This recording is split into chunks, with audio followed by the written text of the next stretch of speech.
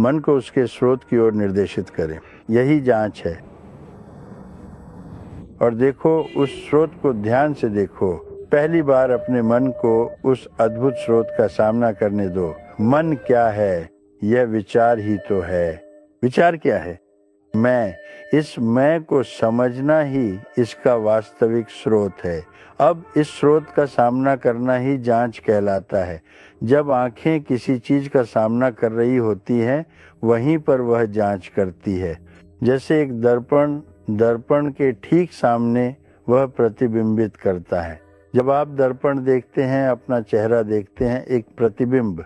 जब आप दर्पण को एक तरफ रख देते हैं तो प्रतिबिंब कहाँ चला जाता है? फिर से चेहरे की ओर लौट जाओ। तो यह मैं अपने ही आंतरिक स्रोत से जांच कर रहा है, जो मेरे मन में स्पष्ट रूप से प्रतिबिंबित हुआ था। मन से इंद्रियों तक, इंद्रियों से शरीर तक, और शरीर से इंद्रियों तक, और इंद्रियों से वस्तुओं तक। यह ब्रह्मांड यही चीज है।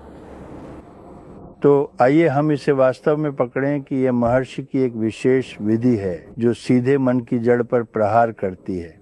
बाकी सब कुछ, अन्य सभी विधियां जो दूसरों द्वारा वर्णित की गई हैं, वे सभी तरीके और प्रक्रियाएं हैं जो इस संदर्भ में उपयोग की जाती हैं।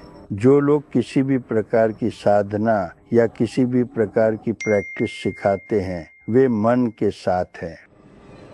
परिणाम मानसिक होगा या योग की तरह शारीरिक होगा, परिणाम निश्चित रूप से वास्तव में शारीरिक होगा, और यह मन की जड़ पर तुरंत और सीधे प्रहार करता है, जिसके परिणाम स्वरूप मन का अस्तित्व अब पूरी तरह से समाप्त हो जाता है और वह अपनी पहचान खो देता है। तो अब मैं का सामना करते हुए सीधे स्रोत की ओर मैं का यह प्रतिबिंब वापस उसी में पूरी तरह से विलीन हो जाता है और वही बन जाता है, और यहीं पर यह गहन जांच समाप्त होती है। फिर वह व्यक्ति महसूस करेगा,